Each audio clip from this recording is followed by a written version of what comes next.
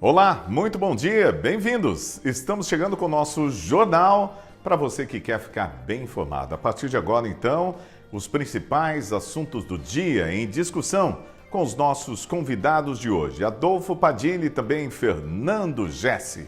Eu sou Eudes Figueiredo, vamos juntos então nessa meia hora e primeiramente eu quero ter o bom dia de Adolfo Padilha. Adolfo, seja bem-vindo. Obrigado pelo convite da gente estar participando. Saudações palmeirenses a todos os São Paulinos, corintianos, que dor de cotovelo, né? Mas vamos lá, ficam aí se empolgando com não tem mundial, enquanto isso nós vamos mexendo na sacola de título e mostrando que somos realmente os melhores da América. Toca o programa, meu amigo Eudes Figueiredo.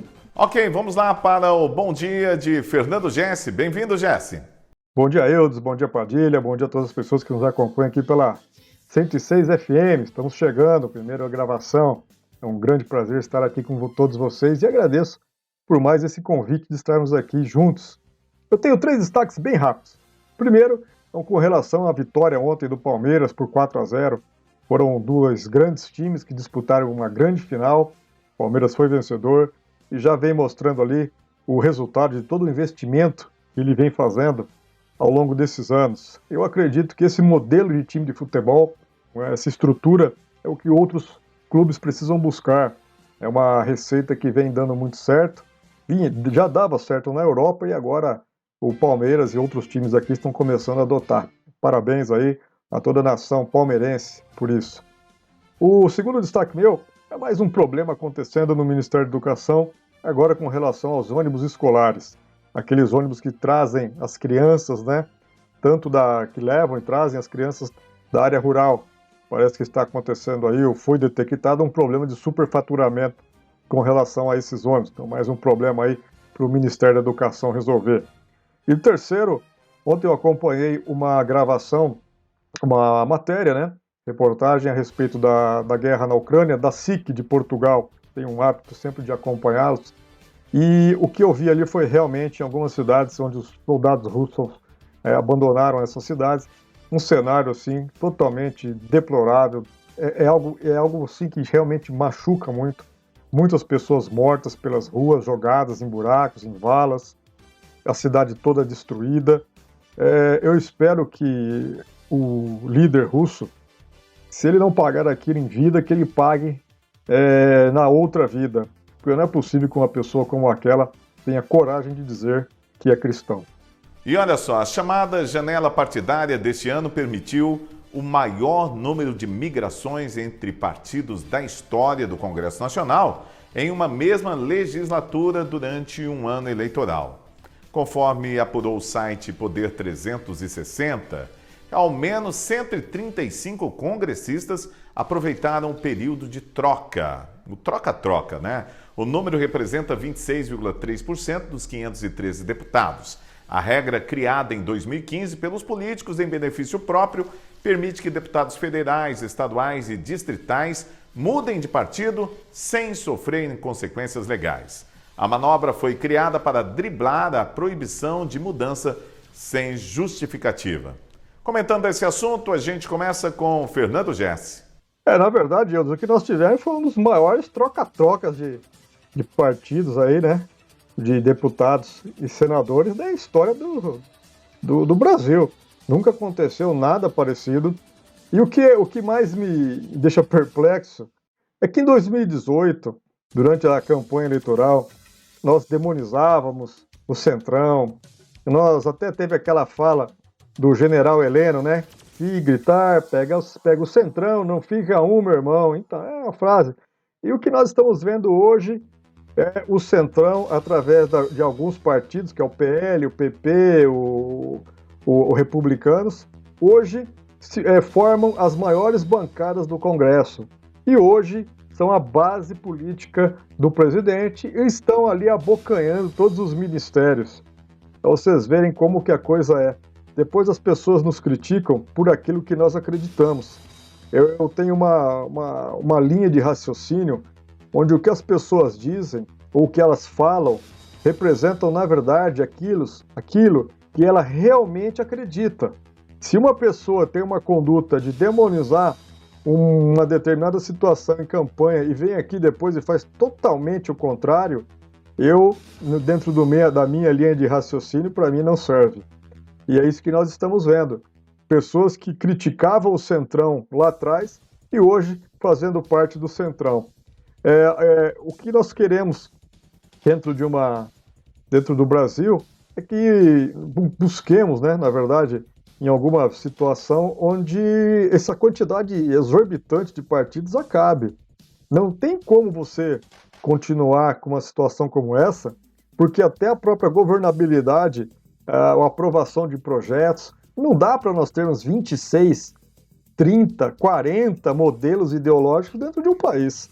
O que nós temos ali são grupos de interesses próprios que governam o nosso país numa verdadeira baderna, isso aí todo mundo tem plena convicção, e o necessário mesmo é que nós tenhamos um número reduzido. Agora, o que não pode acontecer é de 2 em 2 anos todo o processo eleitoral ser mudado através da conveniência desses mesmos políticos. As regras teriam que ser bem claras e teriam que ser mantidas, até por questões agora que foi alterada a cláusula de barreira, que permitiu que alguns partidos ressurgissem, né? Então, algumas coisas como essa são verdadeiros absurdos, mas faz parte da política brasileira, da péssima política brasileira, por sinal, e com certeza não mudará tão cedo. E agora é aguardarmos as eleições para vermos se esse pessoal será reeleito ou não. Eu, por mim, não elegeria nenhum deles. Ok, vamos lá. Adolfo Padilha, a sua opinião. 32 partidos. O que vocês acham disso? É muito partido, né? Fora os que estão em formação, fora aqueles que estão lá na fila. Isso nunca foi democrático. O sistema partidário, o sistema político no Brasil, ele não é democrático. Muitas vezes, mesmo o líder do partido não tendo popularidade, ele manda no partido, escolhe, vende legenda, escolhe os candidatos. Né? É muito complicado. Eu, por exemplo, se quiser sair candidato a deputado federal, se eu escolho um partido que já tem um federal que pensa em ter voto, mesmo nunca vindo para nossa região, não é fácil. Se já tem um estadual que se acha dono da situação, também você não consegue a legenda. Ou seja, não tem nada de democrático na escolha da forma que é feito hoje o sistema político brasileiro. Pelo contrário, ele é centralizador, ele é vendido muitas vezes, lógico que tem exceções, mas ele é um sistema totalmente arcaico, um sistema que vai sempre privilegiar os mais fortes, os que estão há mais tempo, que impede uma renovação sistemática na nossa política, e o resultado é isso tudo que a gente sempre vê aí, esse problema todo que a gente sempre vê por aí.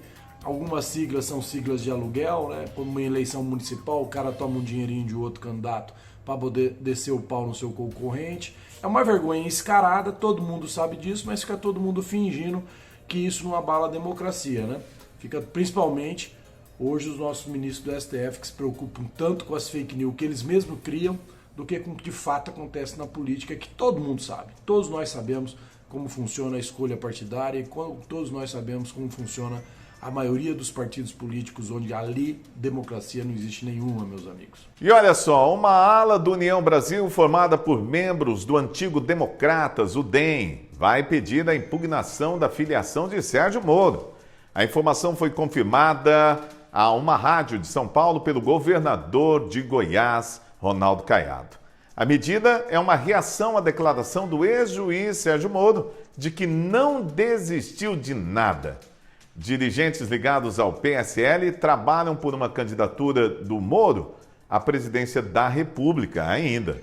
No entanto, o grupo liderado pelo secretário-geral da sigla, que é ACM Neto, ex-presidente nacional do DEM, não concorda. O deputado federal Alexandre Leite, que é tesoureiro do União Brasil em São Paulo, afirmou que a filiação do ex-ministro da Justiça ao seu partido se deu com a concordância de um projeto pelo estado de São Paulo, isto é, deputado estadual, deputado federal ou, eventualmente, Senado. Em caso de insistência em um projeto nacional, o partido vai impugnar a ficha de filiação de Sérgio Moro. Vamos lá, comentando sobre esse assunto, a gente começa com Fernando Jesse. Fernando, vamos lá, é com você. Essa notícia, ela não procede mais, já entraram ali em um acordo entre eles. ninguém vai pedir mais nada, então já está pacificado esse problema. Parece que o Moro virá mesmo para deputado federal, aqui por São Paulo, pela União Brasil. Ele não terá maiores problemas. A grande questão que ficou no ar, principalmente criada ali pelo governador Ronaldo Caiado e também pelo ACM Neto, né, o neto do ACM Antônio Carlos Magalhães, foi com relação ao seguinte: o União Brasil ele irá se unir em determinadas localidades, tanto com os partidos alinhados ao Bolsonaro, quanto partidos aliados ao Lula. Isso é uma questão que não tem nem como negarmos. E o que aconteceu? Se você coloca uma pessoa para ser candidata a presidente dentro do partido, então essas situações, esses arranjos estaduais não poderiam ser feitos. Agora, o que acontece, e realmente eu até dei uma apurada, não teve problema de traição, não foi nada disso. Inclusive eu faço parte do Podemos. E ele também comunicou sim a saída, ao contrário desse monte de notícia falsa que publicam, essa palhaçada toda. O que nós estamos vivendo aqui no Brasil, de certa forma, é uma imbecilização da política. São pessoas que parece que têm a vontade de ficar o dia inteiro arrumando encrenca, publicando mentira, as famosas fake news. Inclusive, muitos até são a favor de fake news. Eu sou totalmente contrário e pessoas precisam ser até punidas por algumas que as façam. Agora, nessa questão, foi comunicado que ele não ficaria. Estaria ali acontecendo realmente um problema do Podemos. O Podemos é um partido que tem muito pouco tempo de televisão, não teria recurso para bancar uma campanha. Era uma tentativa da seguinte forma: ou decola, arrebenta, ou se não, iria buscar outras situações. É uma coisa que aconteceu dentro de uma tranquilidade, tanto é que até o próprio senador Álvaro Dias disse que se um dia o Sérgio Moro querer e desejar voltar ao Podemos, as portas estão abertas. Não precisa vocês verem aí que realmente essa pataquada toda, essa mentiraiada toda, não aconteceu nada disso. Ok, vamos lá. Adolfo Padilha, como é que vai ser o futuro do Sérgio Moro, hein? Olha, é triste a situação do Moro. Me desculpe meu amigo Jesse, me desculpe meu amigo Adilson. A terceira via nunca existiu. A terceira via foi criada pelo próprio sistema. A terceira via criou para fortalecer cada vez mais essa disputa de duas pontas, Bolsonaro e Lula. E mesmo assim, muito difícil a ponta da esquerda chegar onde eles querem chegar. As pesquisas elas não demonstram o que a gente vê nas imagens, as pesquisas não mostram o Lula na rua, como a gente vê o Bolsonaro. Mas o Moro, em particular, ele derreteu de uma tal forma. 2 anos atrás esse cara era herói nacional, era super ministro, saiu como traidor, como aquele cara que é criado pela vovó com pantufinha, de biquinho, falou um monte e não provou nada. O cara que era para ser sucessor do Bolsonaro, que era para ser ministro do STF, que era para ser presidente para alguns, não virou nada. Se bobear, nem candidato a deputado federal e muito menos eleito deputado federal. É uma vergonha. O Moro ajuda a esquerda a alimentar a narrativa que tudo que ele fez contra o Lula foi plantado. E nós sabemos que não foi. Nós sabemos que não foi. Mas até isso ele atrapalha o país. Porque hoje muitos petistas, muitas pessoas têm simpatia à esquerda, dizem que o Moro foi um instrumento da CIA, foi um instrumento da direita, foi um instrumento do sistema para afastar o Lula das eleições e para fazer com que o Bolsonaro ganhasse as eleições. Então, quer dizer, até para isso o Moro contribui de forma negativa para o Brasil hoje em dia. Que fim de carreira. Chega a ser uma vergonha. E olha só, o ex-deputado federal Alberto Braga filiou-se ao PL, partido de Jair Bolsonaro. Ele disse ao site Metrópolis que fez as pazes com o presidente da República e que pretende concorrer a deputado federal pelo Distrito Federal. Abram aspas aí, as nossas posições na Câmara sobre diversos assuntos, quando éramos deputados federais, sempre foram iguais. Tudo que eu defendia, ele defendia e vice-versa.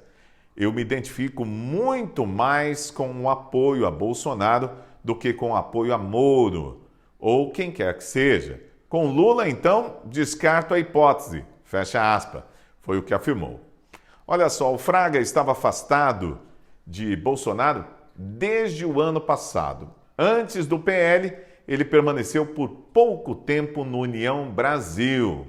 A legenda criada a partir da junção do DEM e também do PSL. Vamos lá, comentando esse assunto, A gente começa agora com Adolfo Padilha. Adolfo, é com você. Aqui eu vou falar pouco, né, cara? Aqui a gente tem que falar muito. O Alberto, todos vão querer reaproximar do Bolsonaro, principalmente onde ele é forte. Lá no distrito a gente vê, quando ele sai de moto, onde ele para, todo mundo recebe, não importa a classe, pobre, vila, periferia, centro, onde ele está passando, onde ele está parando, as pessoas o recebem bem. E o Alberto Fraga não ia ficar fora disso. Ele tem que se aproximar do Bolsonaro. Ele é candidato a deputado federal por Brasília, pelo Distrito Federal. Mas vai vir muito ainda. Vocês vão ver muito ainda. Vocês vão ver muito neguinho. Aqui não vai casar surpresa nenhuma, não. Se a gente vê o Gesso vestido com a camisa do Bolsonaro e o Adilson também. Vamos aguardar até o final do ano, né? Tenho certeza que isso pode acontecer. Eu vou dar a camisa para os dois ainda, Eudes. Muito bem, vamos lá. Comentando o assunto, Fernando Gessi. Essas questões particulares que ocorreram no passado, de divergências, de insultos, às vezes, que também param aí a política brasileira, o Alberto Fraga trocou verdadeiras farpas junto com o presidente. Brigaram mesmo, tiveram discussões, inclusive com troca de mensagens. Mas a política brasileira é essa política que vocês já estão acostumados. Por que é interessante você ir para um partido que tem um presidente? Porque ele tem uma base aqui eleitoral muito coesa, que gira hoje em torno aí de 20%, 25%. São pessoas que realmente têm a intenção de votar no presidente e não mudam, segundo as pesquisas, né, são verdadeiras ou não, isso pouco importa, porque não dá para nós falarmos aqui de maneira subjetiva, temos que falar daquilo que nós vemos. E realmente o que nós vemos é isso. E por que é importante? Porque o partido forma ali um conjunto de deputados que serão votados e um arrasta o outro. É uma coisa que eu sempre contestei aqui no Brasil, que eu acho que já deveríamos ter mudado, que é o fim desse voto, onde você vota em uma pessoa e acaba elegendo a outra. Isso não tem mais condição de se perpetuado, e eu sou um grande defensor do voto distrital puro. Ou seja, nós pegamos um estado, por exemplo, aqui onde eu moro, o estado de São Paulo, dividimos eles em regiões, e proporcionalmente à quantidade de eleitores dessas regiões, nós teríamos a representatividade política de pelo menos um deputado federal, e também, por que não, a mesma coisa para deputados estaduais. Isso acabaria com um problema muito sério que nós temos no Brasil, que é com relação à parte da representatividade. Por exemplo, nós aqui no Oeste Paulista, nós temos 1 milhão de habitantes e não temos nenhum representante na Câmara de Deputados Federais.